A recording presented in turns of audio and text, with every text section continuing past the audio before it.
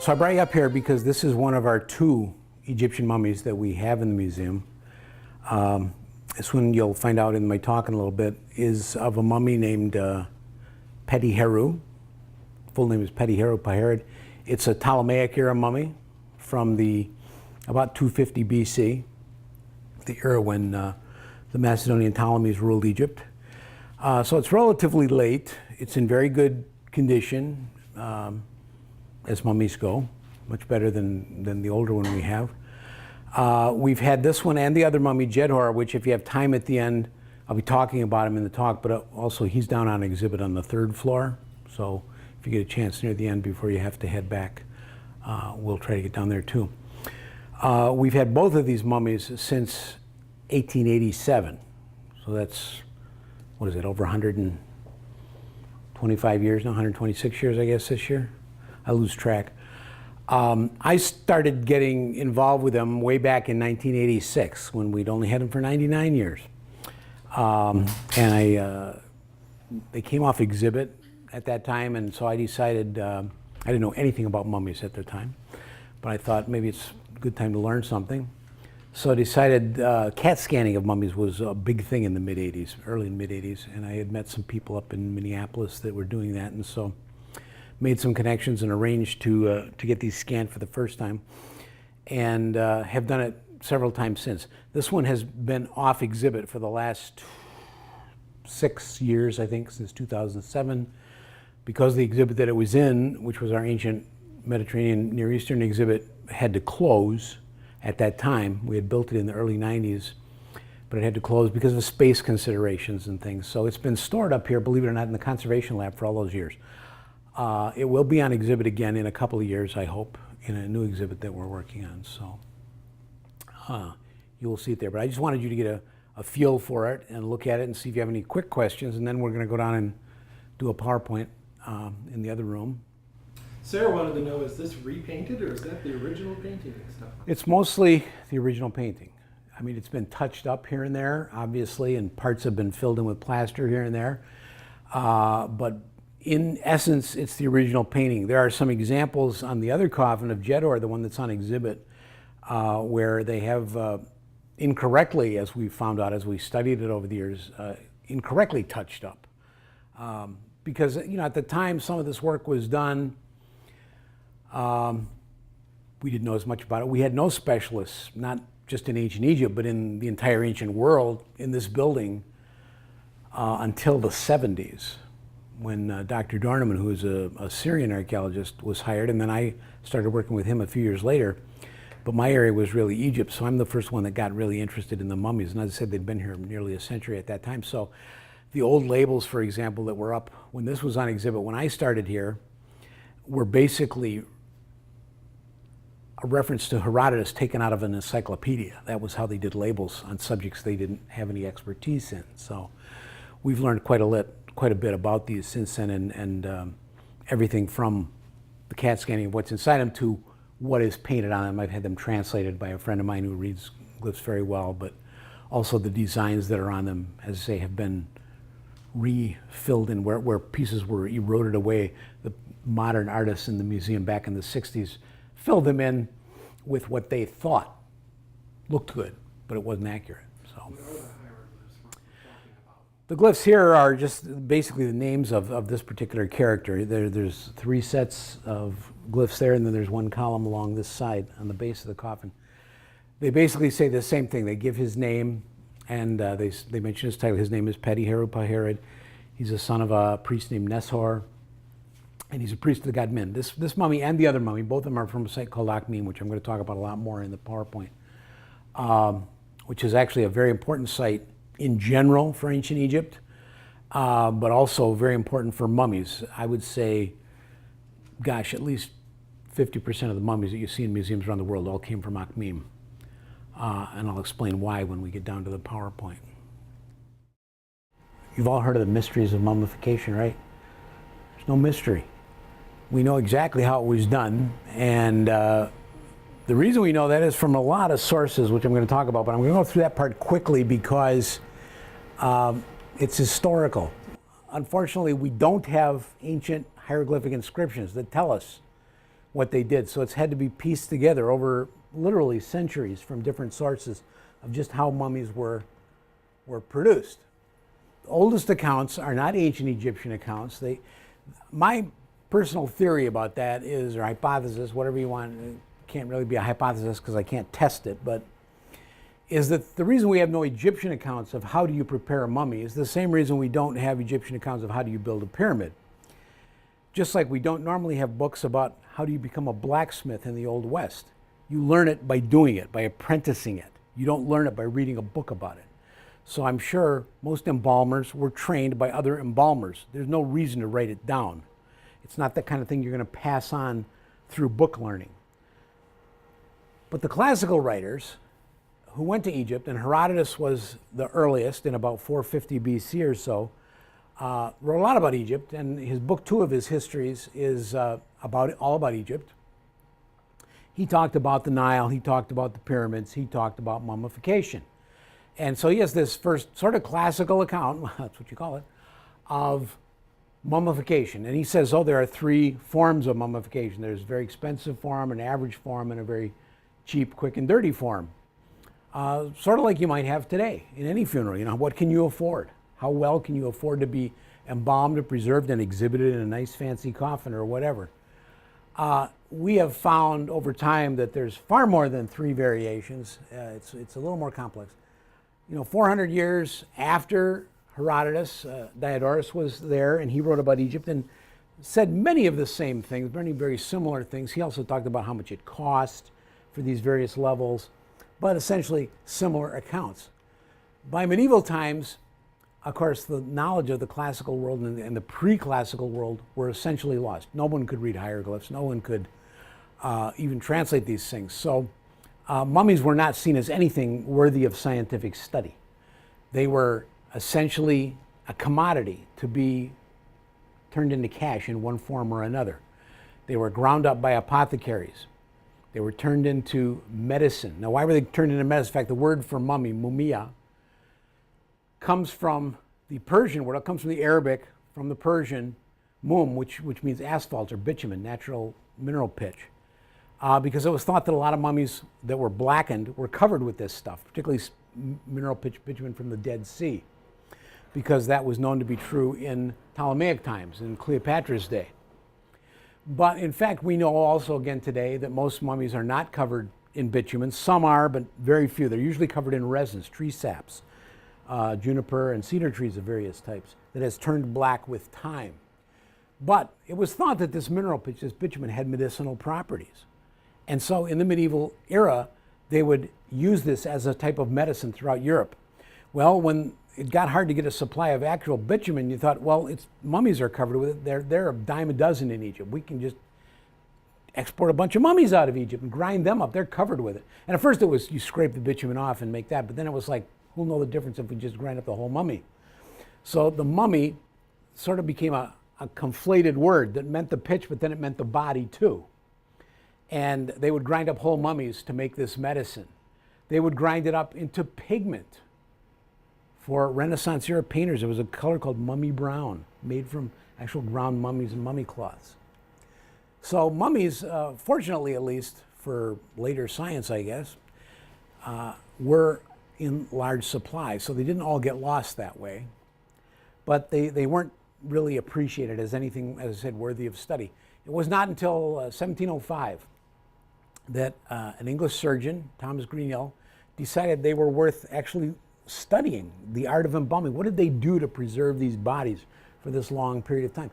He wrote this book, The Art of Embalming, which was supposed to be a multi-volume work, but the only version that was ever published was on the Egyptian embalming, this one book. It took another 100 years practically when Napoleon went to Egypt in 1798, and he brought all his savants with him to study not only the ancient culture of Egypt, but the modern flora and fauna, the geography and geology of Egypt. And when they came back, they started developing this multi-volume series of books called the Description de l'Égypte. It came out between 1809 and the 1820s, long after Napoleon was even dead. This thing was still, the later volumes were coming out. But it had a huge impact in Europe, huge impact. And it developed interest in Egypt such that people like Belzoni, who was actually an Italian circus strongman who lived in England in the 18 teens, went to Egypt. He wanted to become he was a hydraulic engineer. I don't want to say he wanted to become one, but he wanted to do things in Egypt. He wanted to develop water wheels that would help move water from the Nile and irrigate the fields. That didn't work out so well. So while he was in Egypt, he thought, well, I guess the money's in antiquities. So he started finding ways of accessing antiquities. He discovered the biggest tomb in the Valley of the Kings, the tomb of Seti I. He was the first one to open the second pyramid at Giza, which had not been opened since antiquity. This was all in the early 1800s. One of his biggest events, and that was early in his career, is this statue, the statue head from the Ramesseum, the Temple of Ramses II, which was called at that time the Young Memnon. It's a statue of Ramses the Great. It's now in the British Museum. It's set prominently in the center of the large sculpture gallery. But he also brought back some mummies, and he put on displays in the early 1820s in London, and he unwrapped some of these mummies. That, in turn, influenced other people who were in Europe and in England. One of them was this man, Thomas Joseph Pettigrew, another English surgeon like Greenhill had been. He saw some of Belzoni's shows, and he got interested in what can I learn by unwrapping mummies. And he wrote a book in 1834 called The History of Egyptian Mummies.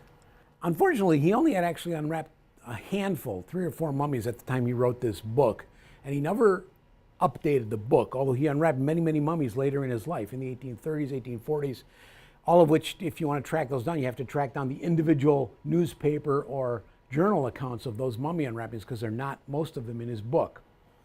But he had a fascinating career. He lived into the 1850s. Problem was, the way he dealt with mummies was to unwrap them. That's all you could do in those days. And they were, as I say, solidified with the resins and things, so they were hard. Sometimes he would use hacksaws, he would use chisels and hammers, he would use anything to get inside these things to see what they were made out of. And so when he was done, you usually didn't have much of a mummy left. You had the account of unwrapping a mummy, but not the mummy itself. So it's a pretty destructive way of doing things.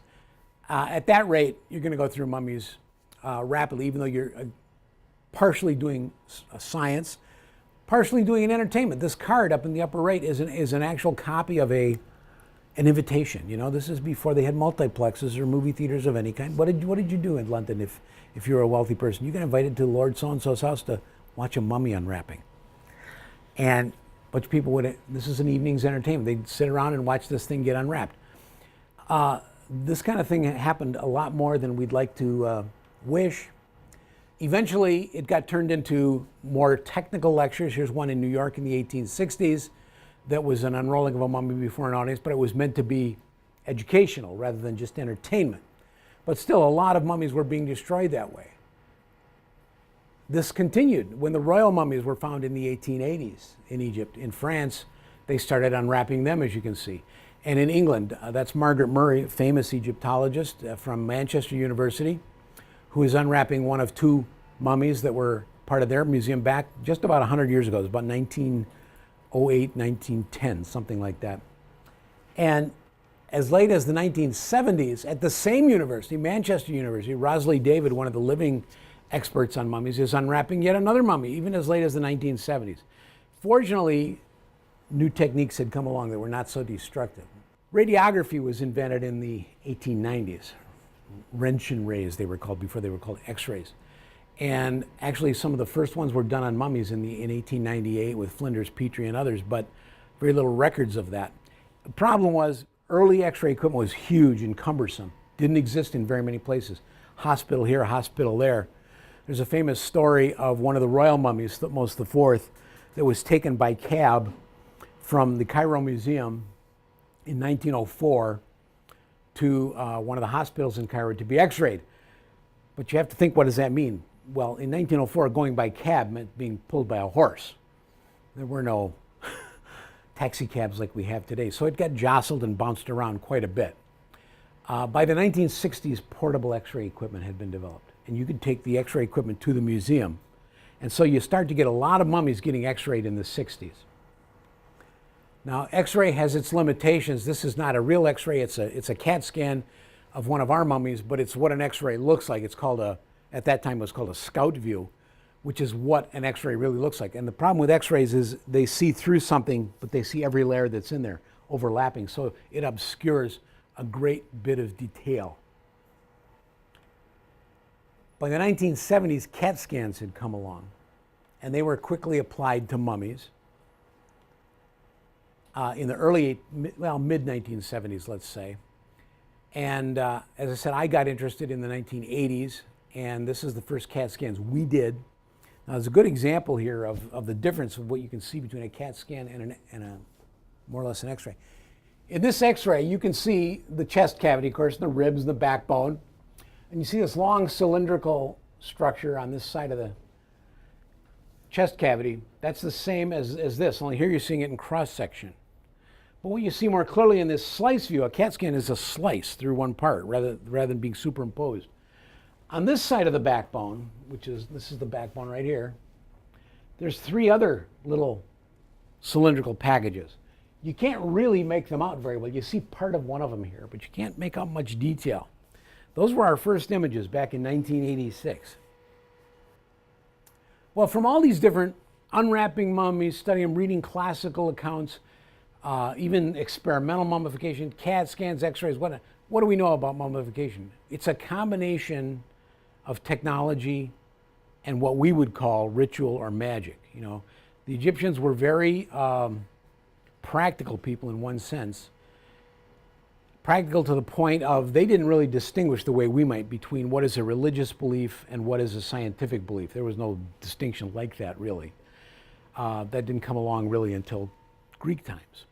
So to them, if removing the brains and removing all the internal organs because they would decay and rot was a way to preserve the body, that was a very practical thing to do, and they did that.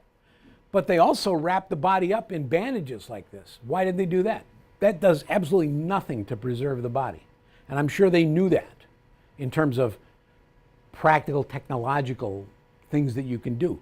But wrapping it up was very important because it tied into their beliefs about the god Osiris, who was a mythological early king of Egypt who had been killed by his brother Seth, who wanted to take over the kingship. When he killed his brother, he subdivided his body into many parts, scattered it all over the world. Osiris's wife, Isis, gathered up those body parts. She reconnected them all and wrapped them in bandages. They didn't have super glue then, so she wrapped them in bandages, basically put him back together again, just like Humpty Dumpty and the soldiers' men.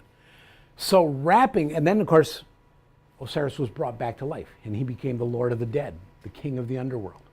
So the idea of every Egyptian was to become an Osiris, to be resurrected in the afterlife. Not to be dead, but to be alive forever. Well, if this is what Osiris went through, they felt we must also go through this. So as part of all these embalming, there's things like wrapping it and putting amulets on it for good luck. The ritual of embalming is a series of texts from the Roman era, which is prayers and incantations that are said as you wrap different parts of the body. You wrap the arms, you wrap the fingers. This is all different than the desiccation and the removal of internal organs and the drying out of the body. So you've got this combination of what we would say, well, that really works, and that's just hooey, that's mumbo jumbo. But to the Egyptians, it was all part of the same process. Probably heard of canopic jars. This is where they supposedly put the internal organs. All I'm going to say about that is they did not always put the internal organs in here. There was certain periods of time, other periods they replaced the internal organs back in the body. As you saw, one of the CAT scans I showed that some of our organs had been wrapped in bundles and replaced in the body. They were not put in canopic jars. Canopic jars are not always like the ones in the center with the 4 sons of Horus. The early ones have very plain lids like the upper left. That's a Middle Kingdom set. And the ones in the lower right are from Tutankhamun's tomb. They're all human-headed in the early 18th dynasty. But it's only in the later periods when the bulk of the sets that we have extant today are from that look like this. Now we have 2 mummies, as I mentioned, here in the museum. We have Petihero on the right, which you've seen upstairs, and we have Jedor, the one that's down on exhibit on the 3rd floor.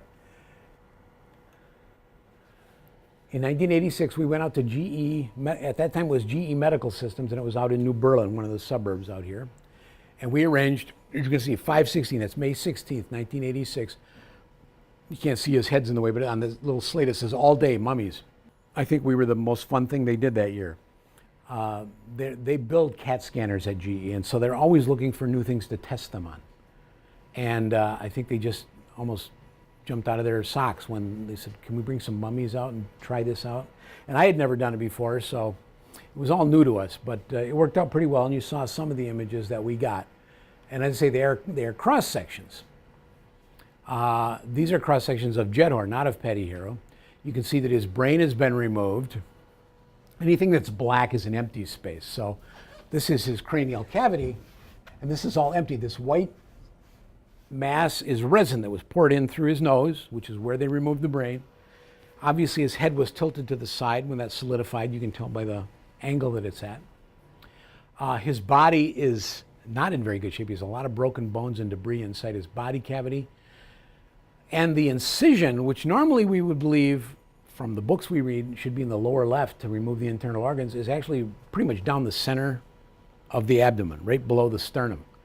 And then the bandages, as you can see, have been pushed in back and pressed up against his backbone. So right there is an example of something that doesn't fit the pattern as I understood it 25, 26 years ago when I first started doing this. I now know there are many more examples of that kind of anomalous situation. Within a couple of years after doing this, by 1988, all of a sudden the Boston Museum was preparing a show on mummies, and they had their mummies CAT scanned, and they published the first 3D CAT scans of mummies. By then you could take these computerized scans, which are individual slices, just like slicing a loaf of bread at various points, and the computer could recombine these into 3D images. And this is a very early 3D image we did. I later found out we had actually done it in 1986, and the guy said, gee, he didn't even tell me we did it because it was so experimental, they didn't want me talking about it to anybody. So much that I didn't know they had done it. It was, you know, I guess industrial espionage was a concern back then. Maybe it still is, I don't know. But at any rate, because of this 3D and these enhanced abilities, as the machines got better and better, they actually called us back in 1999. That's now 13 years since the first time I'd been there. Went back to GE Medical Systems, and we took one of the mummies, Petty Hero, and did some 3D imaging. And now you can see a view inside his chest cavity, and you can much more clearly see not only the big cylindrical visceral package on the left, and again, those are organs that have been removed, they've been dried, they've been rewrapped in a bundle of linen and put back in the chest cavity. On the right, there are 3 smaller packages, the ones we saw in cross-section before. There's one here, there's one here, and there's one here. All of a sudden, we could visualize these much better, not just in cross-section. Then a colleague of mine who lives in Pennsylvania, he had helped me with the translations of the texts. He was at the University of Chicago at the time, and as it turned out, he ended up doing his PhD on translation of texts on Egyptian coffins, which was not what he started with. So in a way, I sort of got him steered in that direction away from something else in Egyptology. He got approached after he was living in Pennsylvania in the early 2001, I think it was, by a small university that had a mummy. And so they CAT scanned that. And these are later images, but they're not the ones done in 2001. But then he realized that mummy was from Akhmim, the city of Akhmim that we really didn't think too much about. You know, if you go to Egypt today on any kind of tour, you will never go to Akhmim. It's not on a tour itinerary at all, despite the fact that it was a very important city in antiquity. Both of our mummies, despite the fact that they are about, 450 years apart, 350 years apart in time. One is 250 BC, the one we saw, and Jedhor is about 600 BC, from the Saite period. But they're both from Akhmim, from the same city. And he started thinking about this, and he started looking around where mummies were, and he said, gosh, there's an awful lot of them from Akhmim. So we did a little research, and we found out why. In the 1880s, there was an excavation at Akhmim. Akhmim is in Middle Egypt, up in this general area. It's Thebes, or Luxor, which is a big center, is down here, and of course Giza and the pyramids are all up in the north. So Akhmim's in between the two. It is a complicated ancient city and a modern city as well. And part of the problem is, as in so many areas of the world, the modern city overlies the ancient city. So it's hard to excavate there in the city itself. You see that green area where, on the left, where it says temple remains? That's where they've done some excavations in recent years, and we visited Akhmim. But we found that so many mummies were from Akhmim because In the 1880s, Gaston Maspero, who was the French head of the Antiquities Department, he had digs all over the country, had a crew of probably dozens of men, I would imagine, at Akhmim, and they found these cemeteries out in the hills filled with mummies. The only written account of it is two paragraphs in French that he wrote 15 years later. And he said, we found about 800 mummies, and that's all we knew about it. We know that, and they somehow got to museums all over the world. And they got here fairly quickly. Ours were acquired, I mentioned, in 1887. Well, the dig where they found all these mummies was 1884, 1885, and then a little bit more in the 1890s. So these mummies were being found en masse. Probably the really nice ones with coffins were being carted up to the Cairo Museum, and then they were selling them to anybody with enough money to buy one, because they didn't know what to do with them all. Where could they store them all? But it was a good source of income for the museum. So they're in museums everywhere. They're in museums all over the United States, all over Europe. We've found them in Australia, India, South America, you name it. There are mummies from Akhmim. Still a bunch in Egypt, in the Cairo Museum even. So we founded the Akhmim Mummy Studies Consortium to study the mummies from Akhmim, because there was such a large data set of all the mummies that are out there.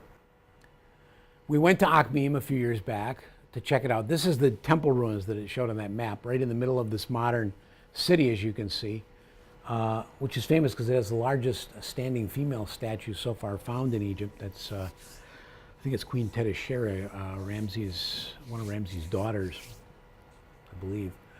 At any rate, they're doing this kind of excavation, but that's in the town, which is the site of the ancient city.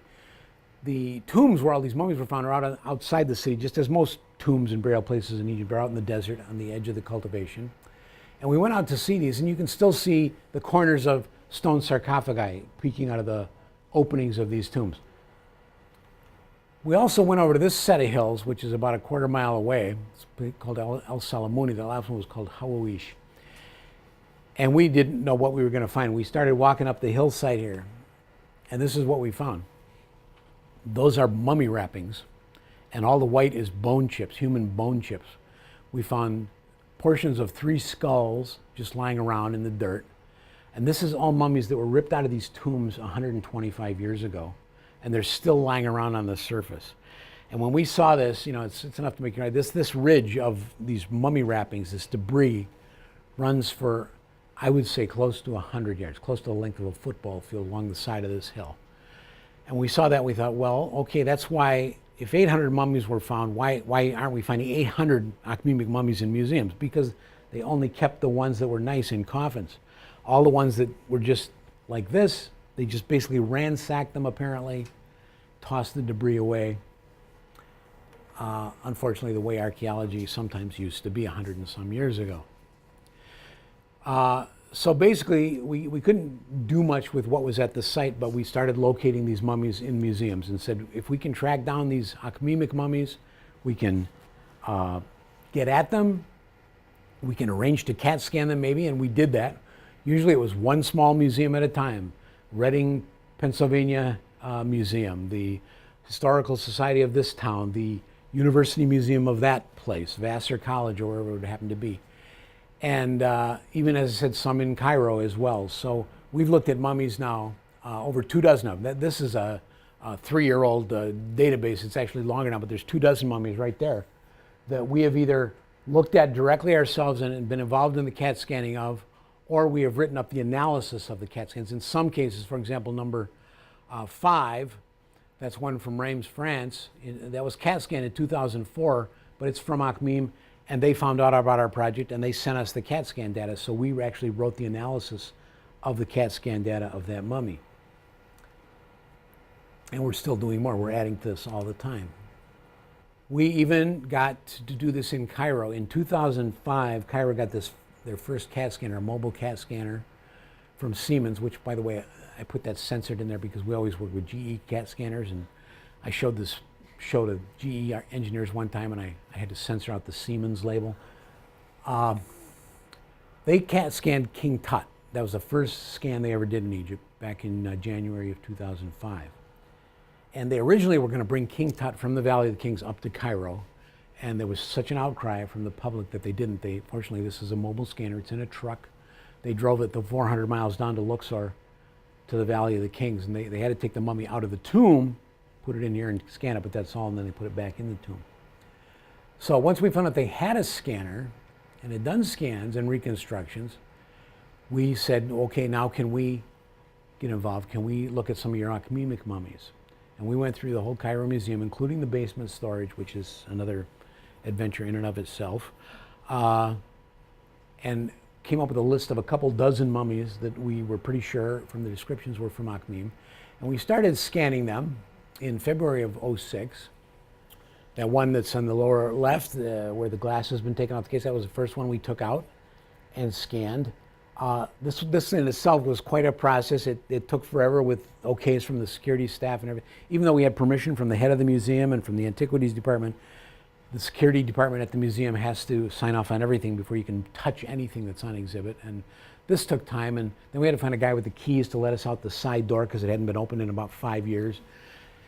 And the Cairo Museum is never open after hours, so you can't do anything after hours. You have to do it during the day when the public is there. So and there's no back ways out. You have to go through public stairwells and public hallways to get anywhere outside. So we had people around us at all times, and we were out in the hot sun, and we finally got 4 mummies scanned that day, and that's all we got done, and for various reasons we haven't done any more since then with Cairo, but this is one that we found, and this is one of the more classic ones.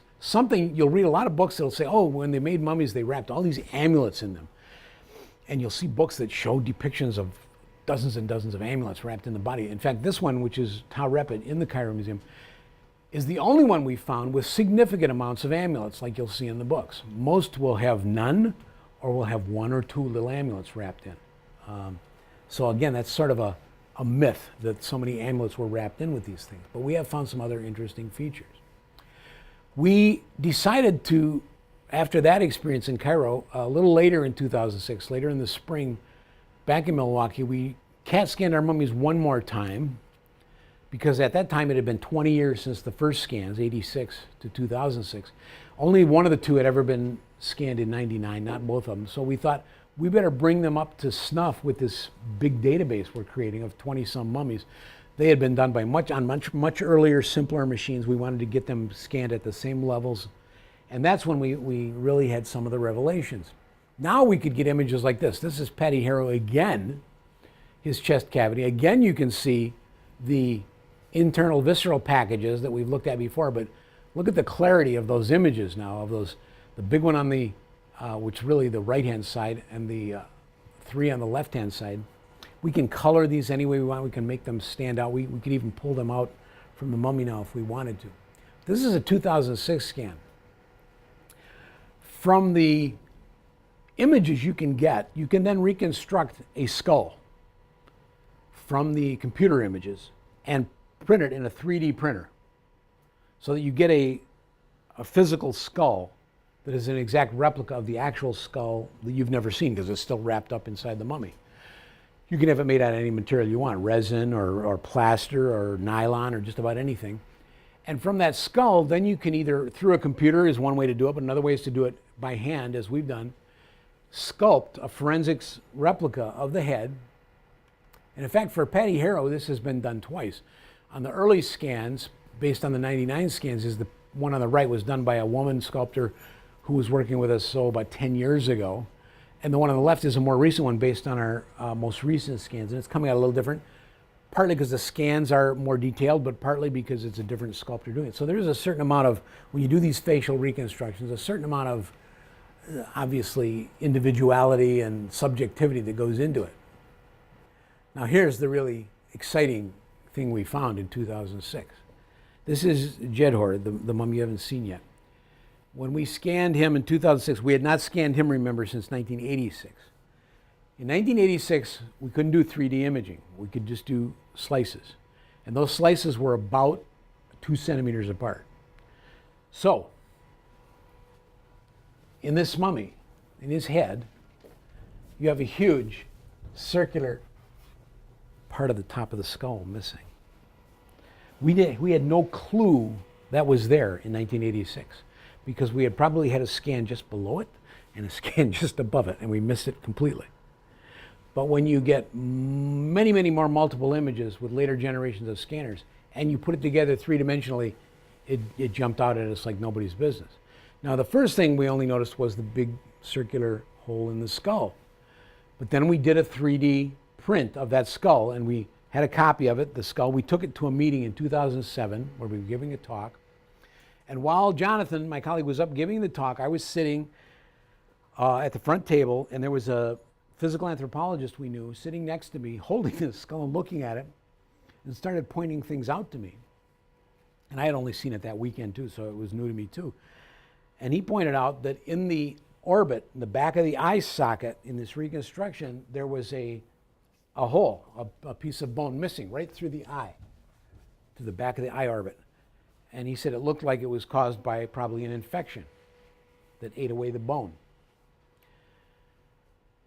So we speculated that maybe whatever he had, and we've come up with various diseases that could cause a pussy infection in the eye, was causing so much trouble for this individual when they were alive that they decided to do an operation on him called trepanation.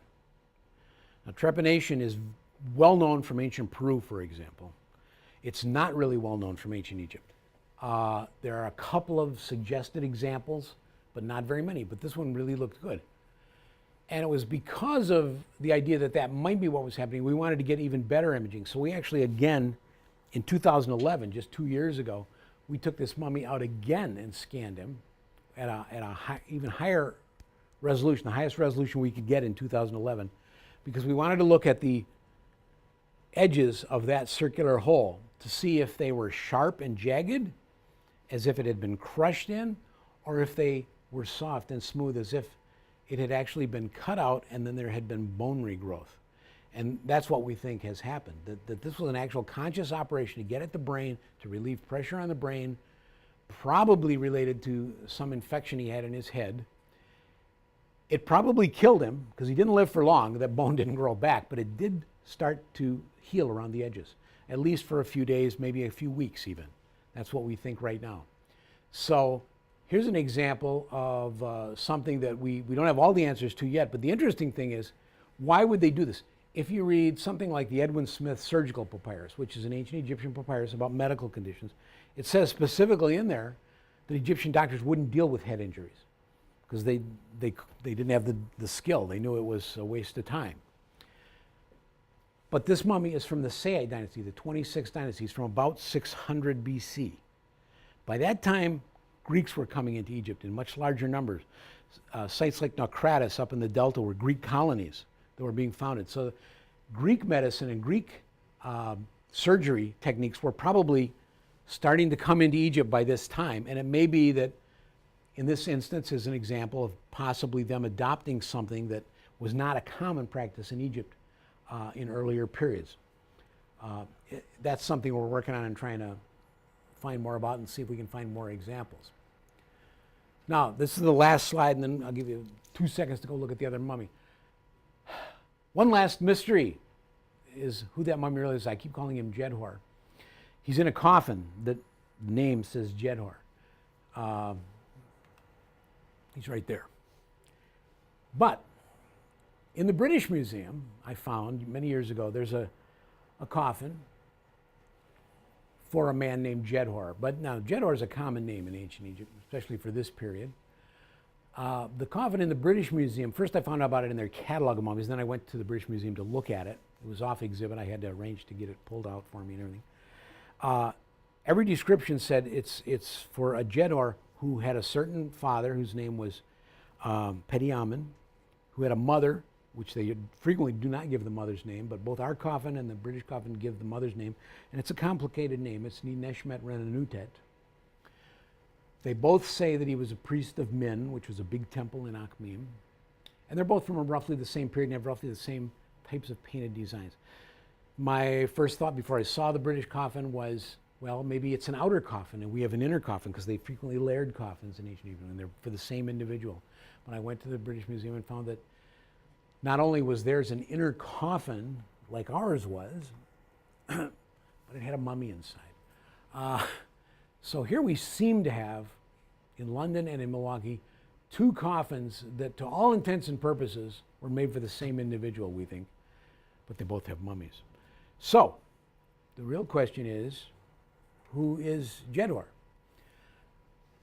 Is Jedwar the one we have on exhibit? Or is Jedwar the one that's in London? Or is either one of them Jedwar? Are they both from somewhere else? This is the tricky part with ancient Egyptian mummies and coffins. Only in very rare instances is there any inscription on the wrappings of the mummy itself that would link it absolutely with the coffin. So unless you find it yourself, unless you excavate the tomb and you know you got it out of that coffin, and very few mummies in museums are like that. They've all been purchased at one time or another, almost all. And frankly, the people who were selling them 100 years ago was like, here's mummies and here's coffins. Pick the ones that match, that look the best to you for whatever purpose you want. You know, so there was a lot of this mixing and matching going on. And it just sort of adds a layer of interest, I guess you'd call it, because this is a problem I've been toying with for 25 years, and I've been on more than one occasion in touch with curators at the British Museum about trying to get their mummy CAT scanned and compare the actual body and see if the mummification techniques match up as well as the coffins do. So this is Jedwar. He dates to about 600 BC. That's at Sayyid period, 26th dynasty.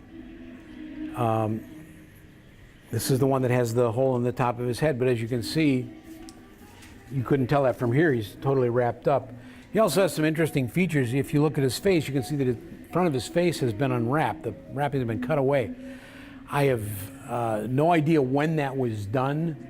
We've had him since the 1880s, but the oldest photos I've been able to find are from about 1930 in the newspapers.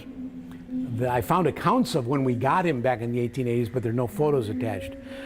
I did find one from 1930. In 1930, he pretty much looks the way he did now. So it's possible that was done here at the museum, that they stripped the wrapping off his face or part of his face. It's possible it was done before he came here. I just have no way of knowing. This is the one that's had some bad repair work done to the painting designs. You notice along the side of this coffin, there are a series of deities. There are actually 11 of them along the side, and there's 11 on the other side.